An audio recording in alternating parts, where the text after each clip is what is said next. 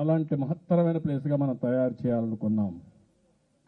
ఈరోజు అందుకే నేను మిమ్మల్ని అందరినీ కోరుతున్నా, నా మీద మీరు చూస్తున్నారు అసెంబ్లీలో ఎట్లా మాట్లాడుతున్నాడు, నన్ను బెదిరించాలనుకుంటున్నాడు. కడాన నిన్న పవన్ కళ్యాణ్ గారు పవన్ కళ్యాణ్ ఈ ప్రాంతానికి వస్తే ఆయన పోకూడదంట.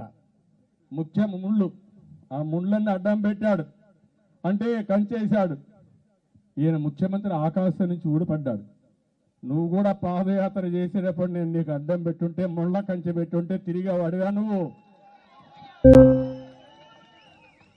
ఆ రోజు నేను కానీ గట్టిగా తలపెట్టి నీకు సెక్యూరిటీ ఇవ్వకపోతే నువ్వు రాష్ట్రం మొత్తం తిరిగేవాడిగా నువ్వు.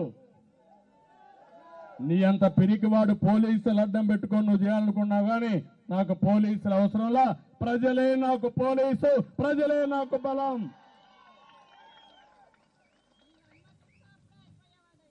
మొన్న కూడా మీరు చూస్తే పవన్ కళ్యాణ్ ఎంత దుర్మార్గంగా అంటే నిలబెట్టేస్తే, ఆయన ఆ ముఖ్యమంత్రి వస్తాడంటే ఏమో ఆయన ముఖ్యమంత్రి పోవడానికి పక్కన పోలేడు, ఏమో ఆకాశాలు తిరగాల అంటే ప్రజలు ఎవరు అడ్డం ఉండకూడదు. ఈ ముఖ్యమంత్రికి ఒక ఆక్టోపాస్ ఒకటి పెట్టుకున్నాడు, అది కూడా ముందుగా పైలట్ పంపిస్తాడంట రిహార్సల్స్.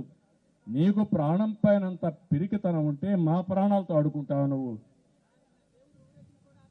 నిన్న దేవుడు ఊరేగే ఆపుతారు, దేవుడి కంటే గొప్ప దేవుని బిడ్డ కదా, ఖైదీ నెంబర్ 6093 కదా. నువ్వు మాట్లాడతావు మమ్మల్ని గురించి.